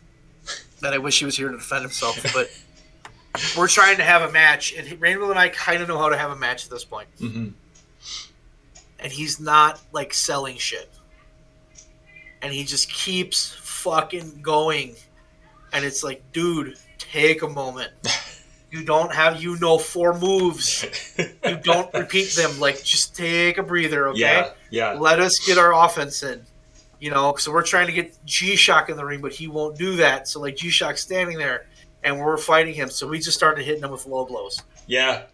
And if you watch this match back, every 2 minutes, not even more than every 30 seconds, we're hitting him in the nuts. Because it's like, dude, you got to fucking chill out. Yeah. And it was one of those moments, I think, for him that clicked. Because the next time I got in the ring with him was so much better. He realized that he didn't have to be frantic like he was the fucking Ultimate Warrior. Right. It's like, take your time, do your shit. You're a big guy. You don't have to just go, like, tell the story, do the stuff. So, I mean, he was very mad after that match. But we had a conversation. We were okay. And we won the tag belts. And we were a unit. And it was bad. Fucking stupid. I mean... You were the heel champion at the time, and we weren't chasing you because we had the favorite match that I ever booked, which was the 4-way tag, where all the belts were on the line in one match. We had all the champions in one match. Oh, yeah. And that, to me, was the best fucking booking I have ever done in my life. It was such a good... We started off with a lightweight belt, so only lightweights could go. And... Scott Borden won the fucking lightweight belt.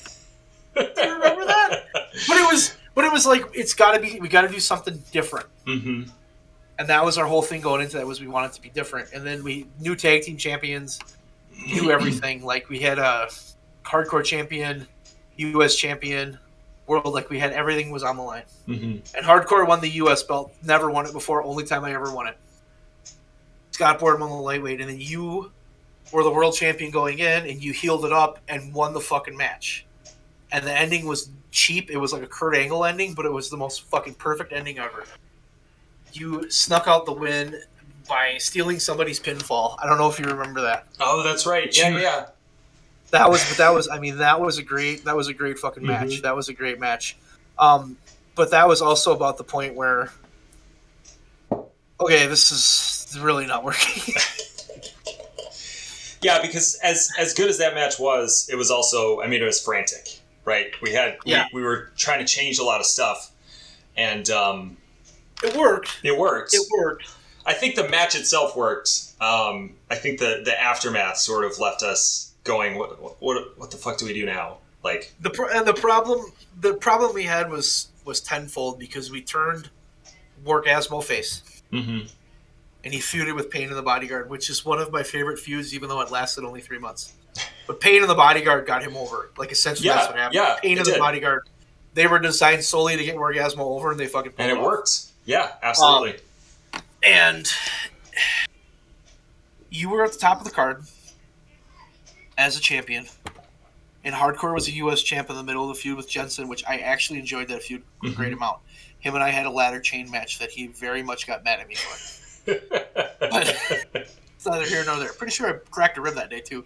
And then Scott Borden was like defending the lightweight title, and we were trying. I think what we were trying to do is keep Hardcore and Borden away from the title. Yeah. And then together so they're not feuding. Mm-hmm.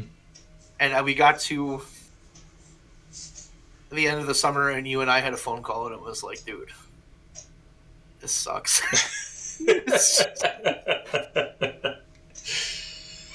Yeah. I remember that phone call, and I remember, it was basically that. I was like, what, we gotta bring Hardcore and Borden back. Yeah, and it was.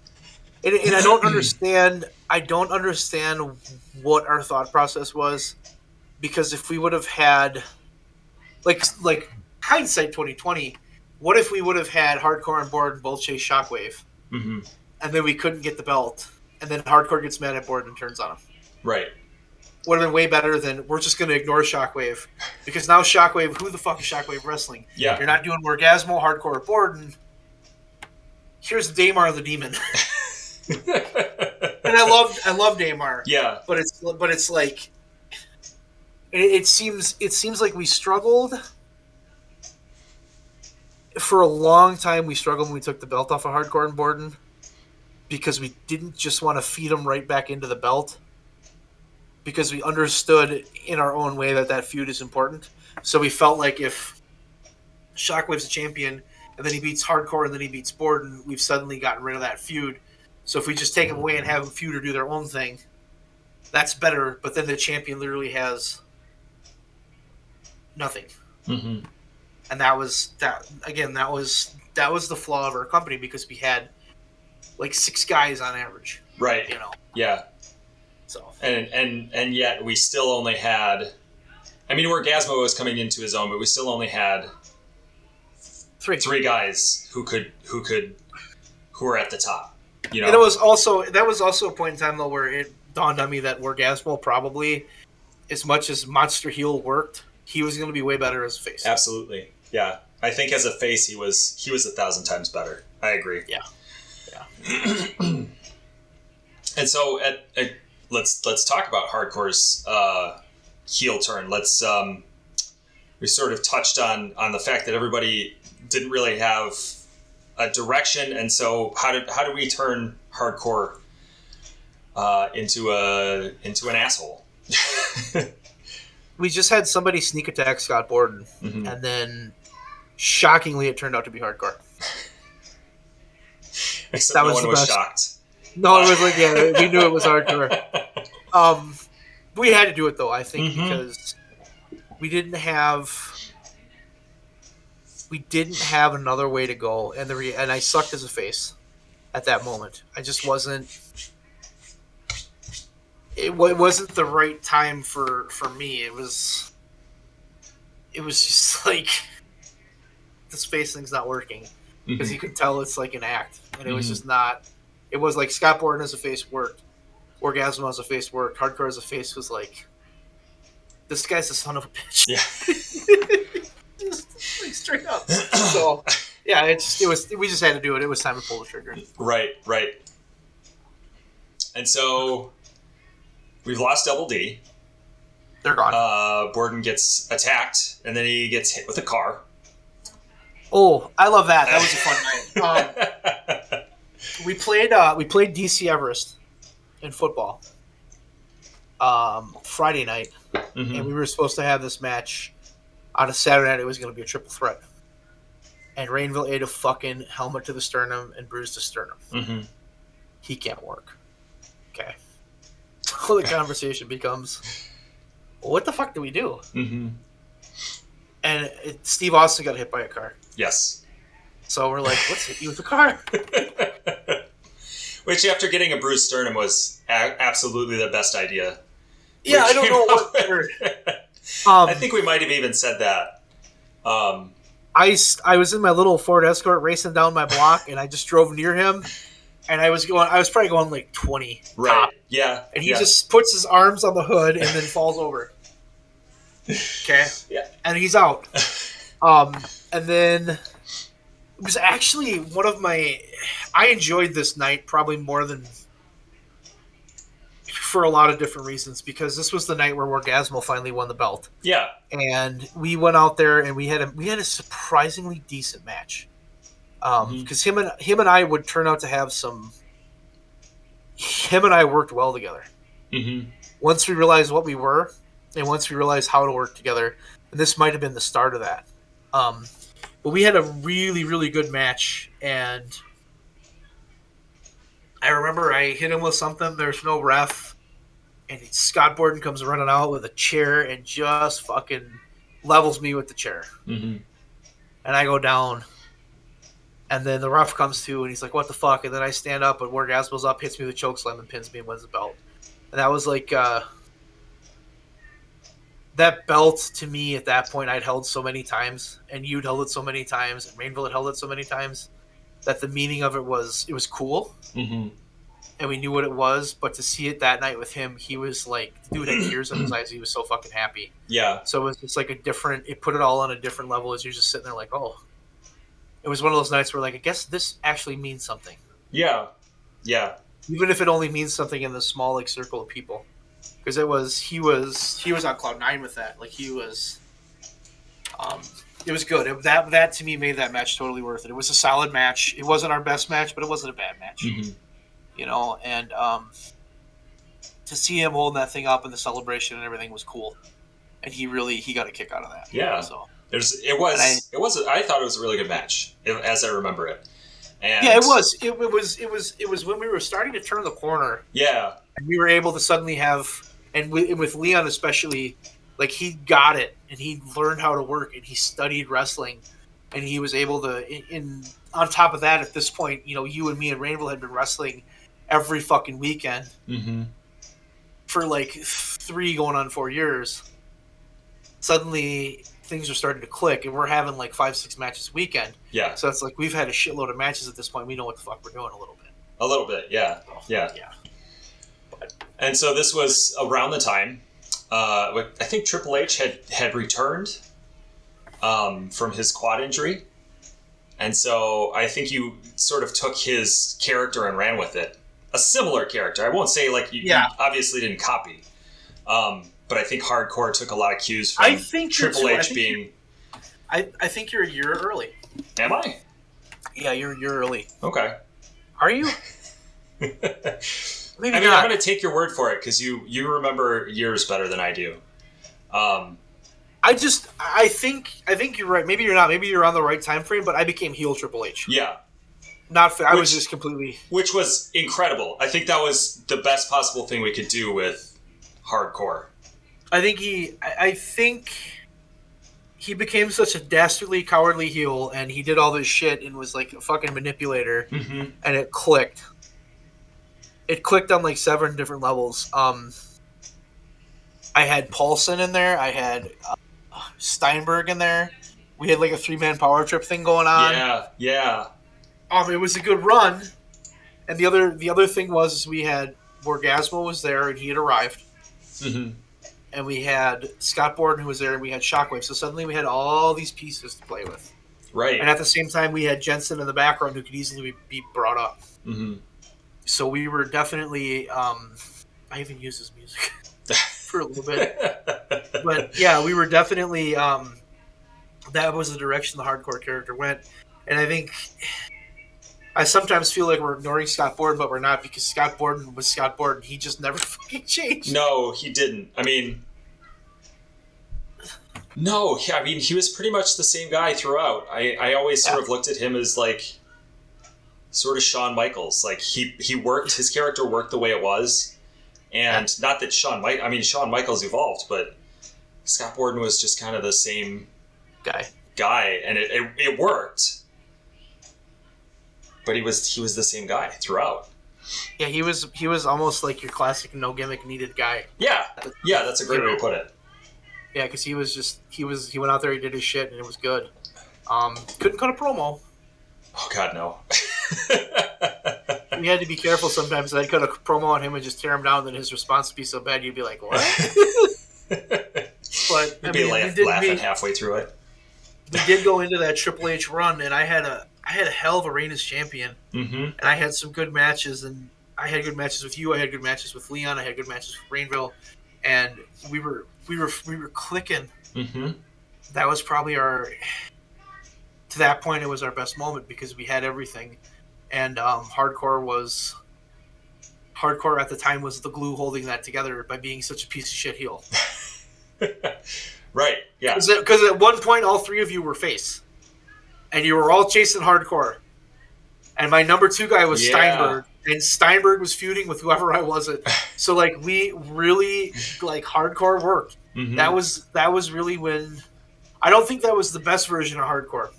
I think the last version of hardcore was the best. Yeah. Because that one made the most sense.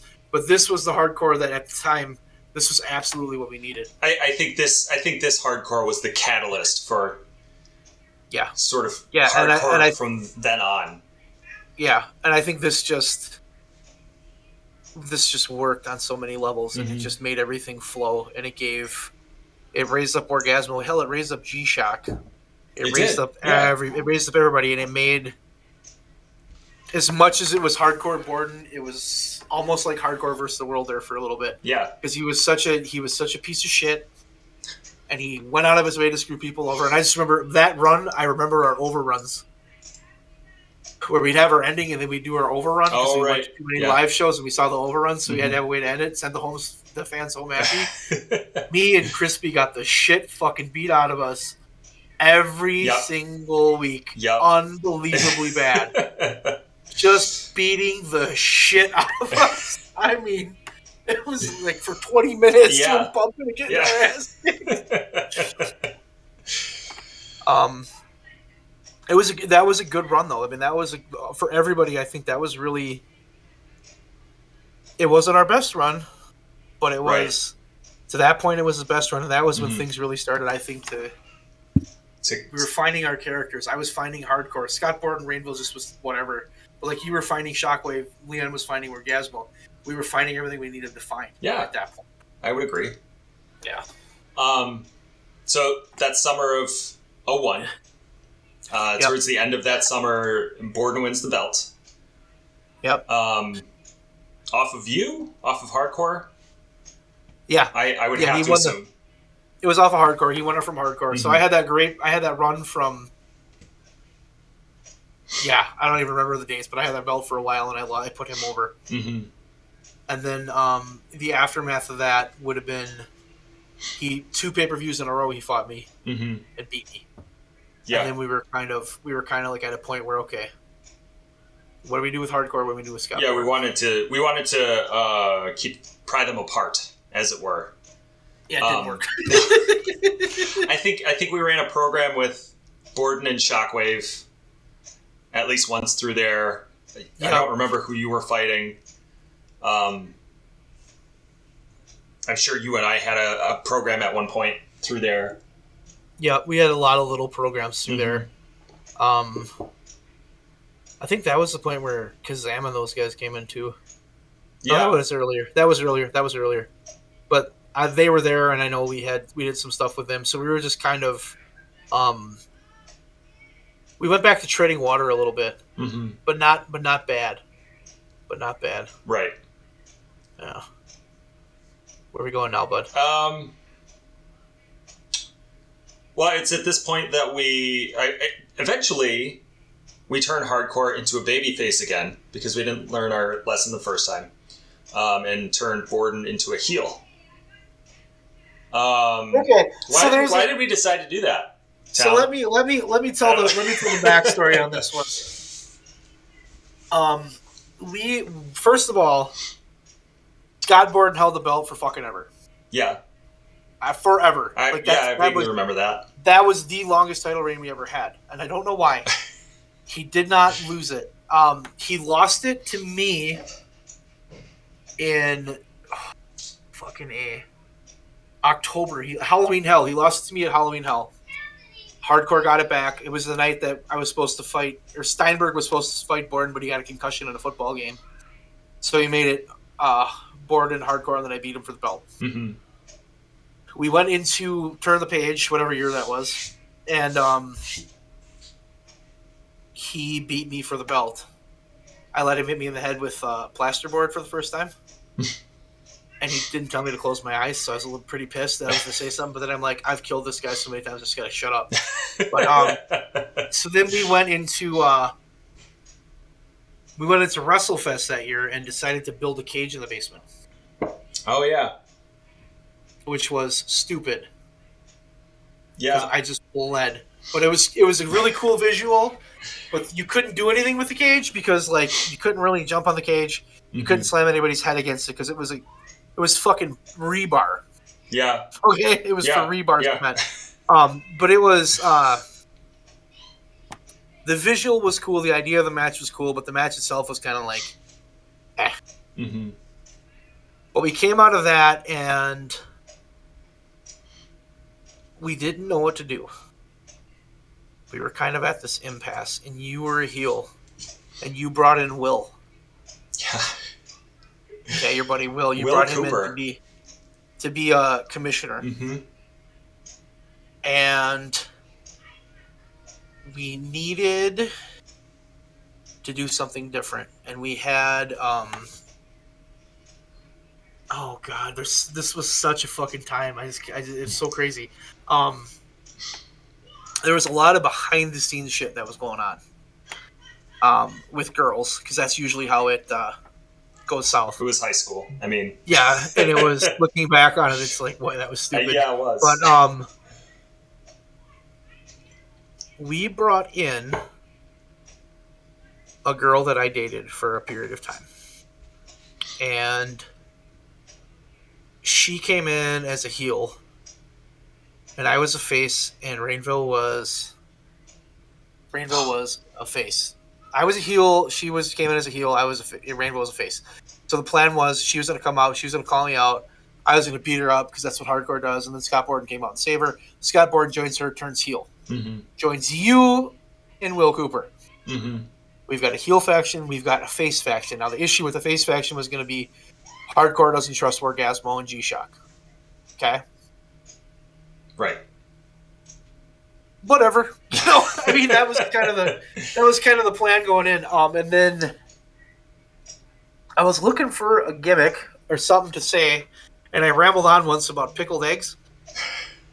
And then I was like, fuck it, I'm running with this. It's so stupid, it might just work. So hardcore was the baby face piddling pickled eggs. Steinberg went heel and joined you guys, and I had a hardcore match with him once where I used a staple gun. He's like, there better not be any staples in that fucking thing, and there wasn't, so I was good. But I had a good match with Steinberg. I invented the guillotine, where I put your head in a bucket, then would hit the back of your head like I was choking you. Do you remember that? And then I did it to fucking, oh my god, that other guy, Fenhouse's character, Frankie whatever, where I kept dunking his head in a bucket of water, and he was flailing his arms and doing that. It was after a show. Right. And then there was a giant booger was in the water.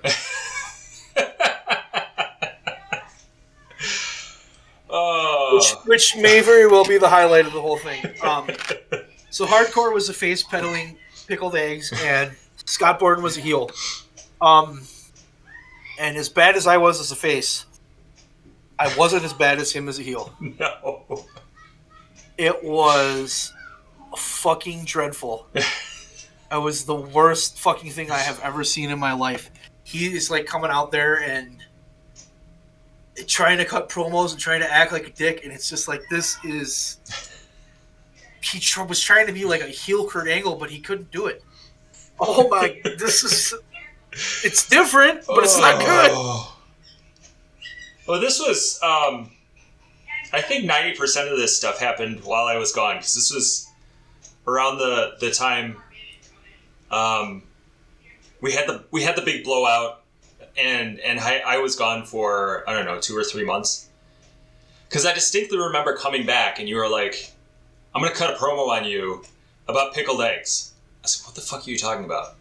Don't worry about it. I'm going to cut a promo on you with pickled eggs. Just play with it.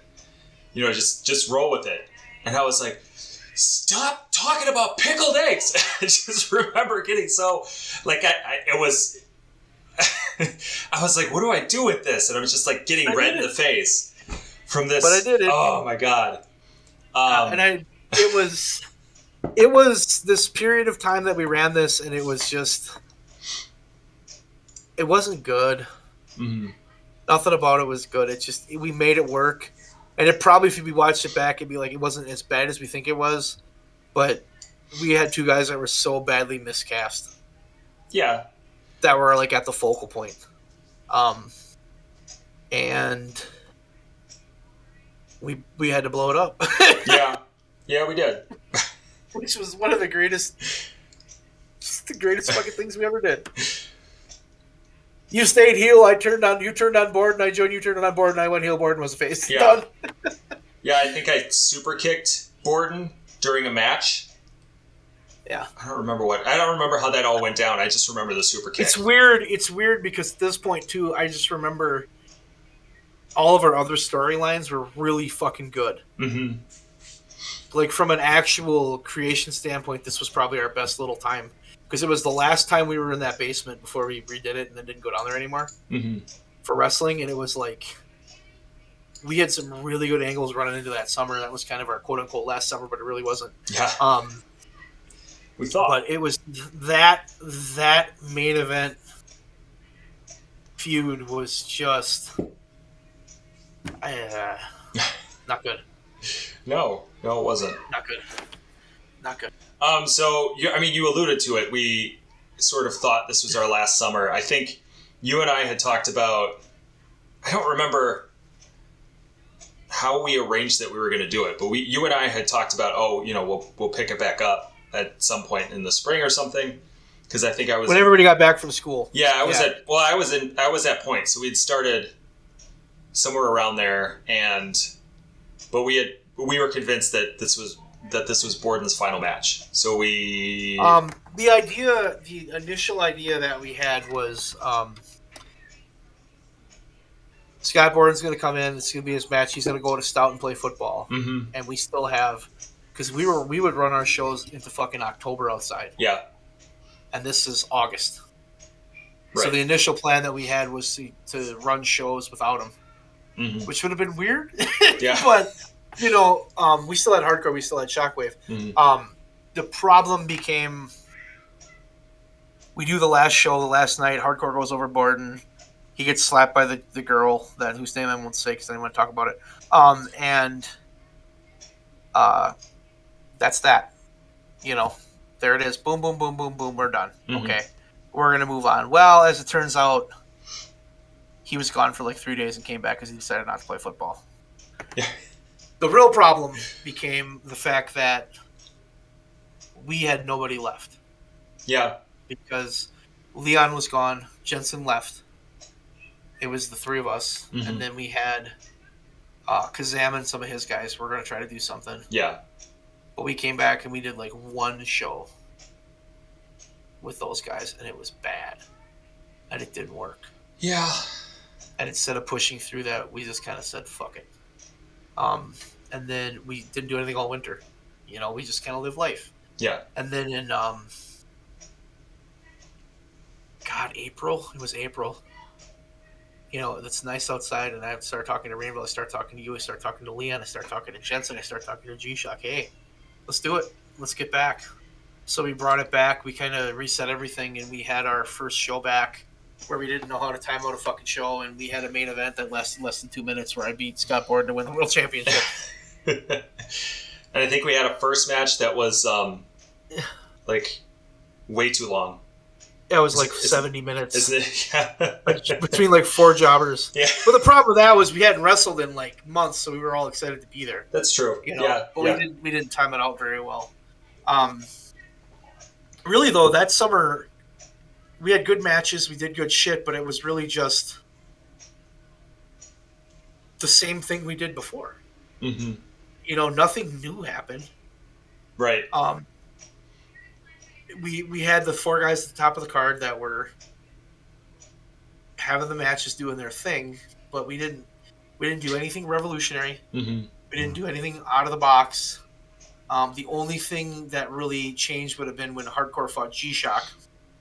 Yeah. And turned from like evil heel Triple H Hardcore to Monster Hardcore, which was my favorite Hardcore because that Hardcore fucking made sense. Absolutely. Yeah. Just like, I'm going to come out here and beat the shit out of you because I can. I'm stronger than you. I'm bigger than you. You're going to die. So, and that also, I believe, was the summer where we had the famed Hardcore Nero match where me and Rainville had a match. He wasn't Borden. He was Nero. Mm-hmm. When he kept saying, "Don't touch my head," or "What are you doing next?" And I said, "You'll see." With referee Mosh Yes. who's a breaking character in the middle of the match. My God. I fucking killed him every single time. You were like, "Well, you'll see," or "Are you ready?" And he would be like, "What?" Kaboom! Burning hammer. Oh my God! You did. You murdered him. I did murder him. But that was essentially that summer was just. We didn't do anything different. We didn't do anything out of the ordinary. We had every plan of coming back the next year. Mm-hmm. But it was just, here it is. And we didn't, I thought we started to do a really, really good job of making it so, which was my goal. Because we don't have this ability to have like hardcore baby faces and heels. We have 4 guys. We're working with 4 guys. Because Jensen is kind of there, but kind of not. He's not totally committed to it. He wants to be more of a comedy guy. And G-Shock is there, wins the belt, and then leaves. Yeah. Okay. Cool.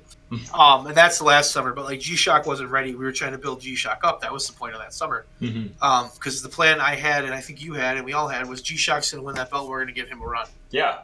Yeah. We're going to let him have his moment. Here we go. We passed the torch to you. Congratulations. But it never happened. Right. So that first summer was really just... It was good because the matches were really good and we were really starting to work good. And by the end of it, we knew how to time out a show. We knew how to do all this shit. But like storyline wise, everything was super, super basic. Yeah. Yeah, it was. And it was... I think most of it was because we were so focused on G-Shock. Yeah. Which the other side of that would be the fact that we also created the greatest thing we ever did in the basement by having the town drunk as commissioner, and the Brewd actually took over everything. So that was the other part of it. That's true, and that part was pretty awesome. I thoroughly enjoyed the Brewd stuff. We didn't need to have crazy shit going on with our other storylines because we had the Brewd, and the Brewd was just it was wild. Yeah, it took the focus away from Hardcore Borden. It did, but it didn't because that was still our main feud. Yes, but we didn't have to make the whole show. Every finer point of the show wasn't about Hardcore and Borden anymore. It was about the Brewd, so it all changed. Right, and it kind of changed the dynamic of our show, which actually made Hardcore Borden and their wrestling matches and their feud. It made it even better. Yeah, because it wasn't shoved down your throat. It was, well, what are these two doing? Because otherwise, it was the opening segment. They're in every other fucking segment in between. Like it's like they might do the opening segment outside in like an interview, but more than likely we're going to start with the town drunk and Bud Robinson and Leon doing something. Yes, and then by the end of it, we're going to figure out what Hardcore and Borden are up to. So it made it feel more important. Right. Yeah. And so after that summer, we again took the winter off, and then we went into our unfortunately, our final summer with the WWA. Why don't we talk about how Hardcore and Borden changed that summer? Because their feud, I don't know if it was dramatically different. In a lot of ways, I think that it mirrored what the feud looked like way at the beginning. But both of you had evolved as wrestlers. Well, Hardcore was now like a monster heel, which was we should have done that with me from the start. I should have come to the ring and just killed people, and that should have been it. But we never, like, that was what Hardcore should have been, because Hardcore, Gary Hardcore is fun Hardcore. But I heard Gary Hardcore, by the way. Gary Hardcore. That's my uncle. It's Gary Hardcore. No, essentially what we ran was we all knew that the last match we were going to do was going to be Hardcore Borden. Mm-hmm. It had to be. Yeah. There was no other way around it. Right. And we had to have a way to get there, and I didn't pay to have those two intertwined the whole time. So I had a number one contenders match with him where I just fucking destroyed him. Mm-hmm. Beat him clean, and then I'm like, you're washed up. You're done. You don't have it anymore. You're not at my level. Go away. And so we kind of had Scott Borden doing the Terry Funk thing where he's like, I'm too old and I'm beat up and I don't have it anymore. Da-da-da-da-da-da. But that was kind of the build of the summer, because he lost a lot that summer, which wasn't normal for him. He lost to you. He lost to G-Shock. Mm-hmm. He lost a couple of other matches. He was getting beat a lot. And it looked like he lost a step, which was what we were actually going for. Right. And then we got to that final show, and it was like I said, we knew what the final match was. There was no... this is the final match. Mm-hmm. And we had the 3 stages of hell. The ladder match, the hardcore match, the normal match. And Scott Borden won the ladder match, which made perfect sense because hardcore wasn't good at ladder matches. Mm-hmm. I don't think I ever won one. And then Town Trunk did, but not hardcore. Right. And then we did a hardcore match where I beat the shit out of him and pinned him, which to me was perfect, because that's how all those old hardcore matches should have went. Hardcore just should have won. Mm-hmm. And then we went into that last fall, which was a normal wrestling match that was really back and forth. And then hardcore started to pull away.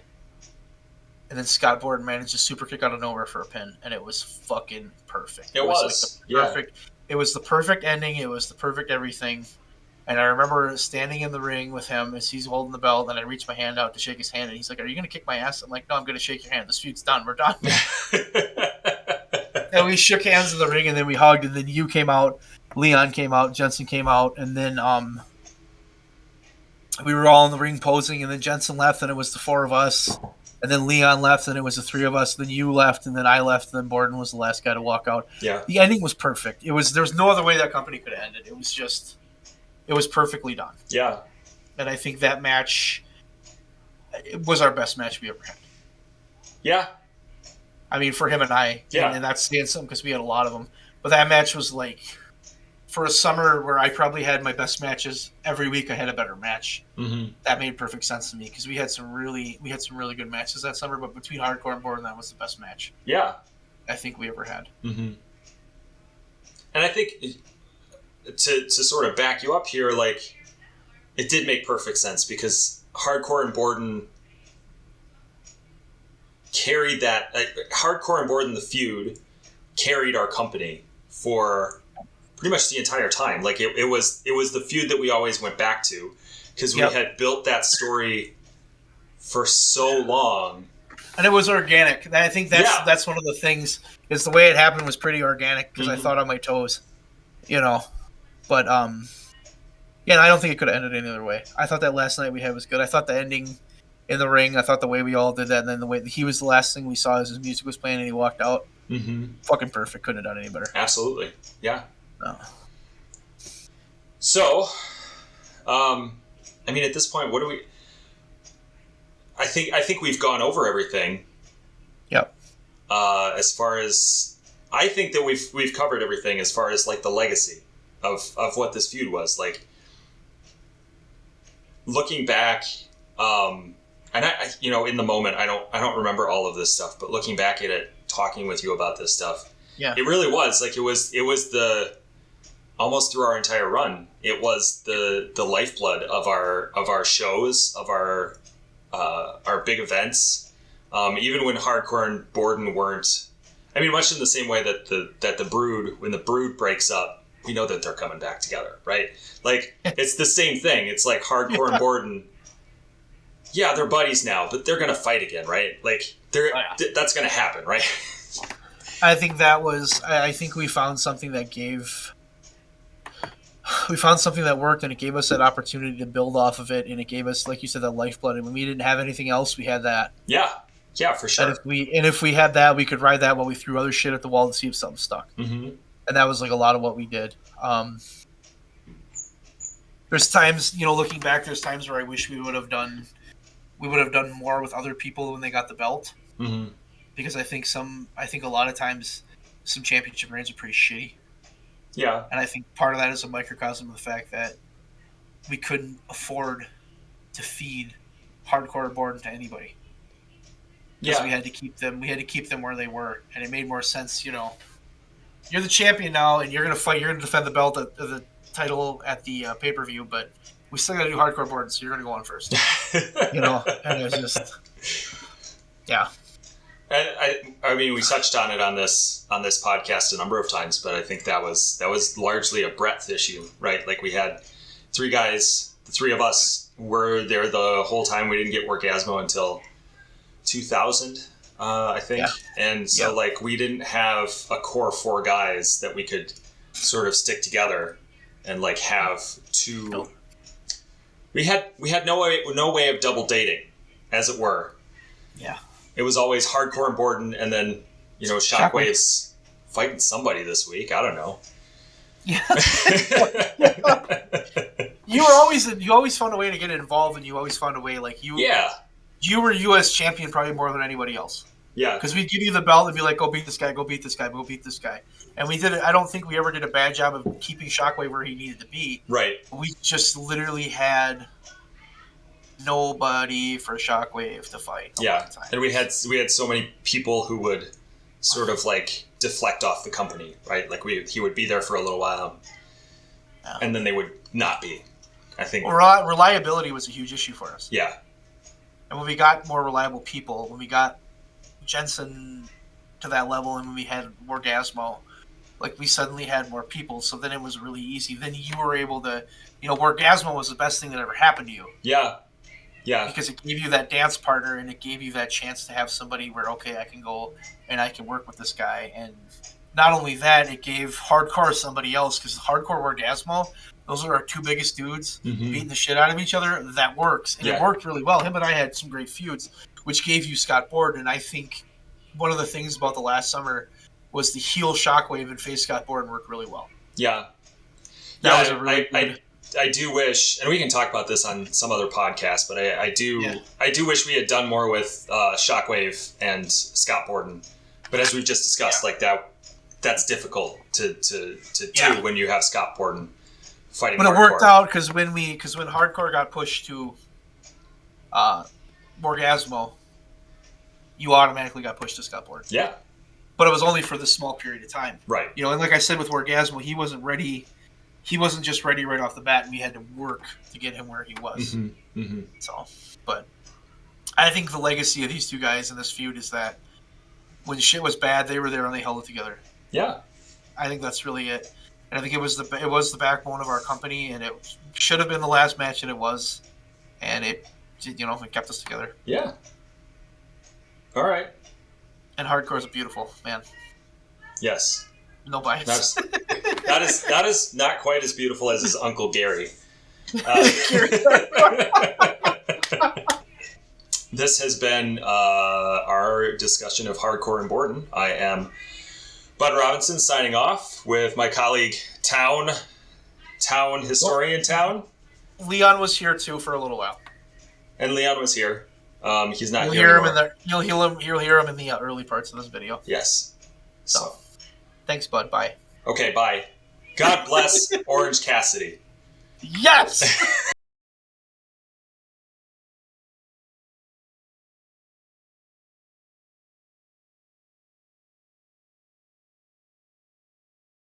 So, and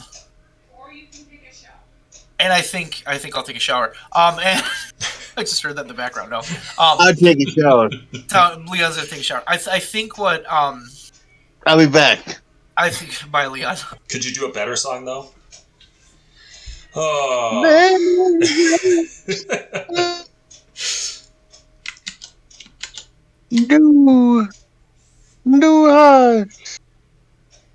Do hush, man. I kind of like the idea of Du Hast as a love ballad. Du hast mich. Du hast mich gefragt. Du hast mich gefragt. Du hast mich gefragt und ich habe nichts gesagt. Willst du bist der Todesschein? This is all going in Seien wir alle Tage. Hi, Ninja. What you doing, buddy?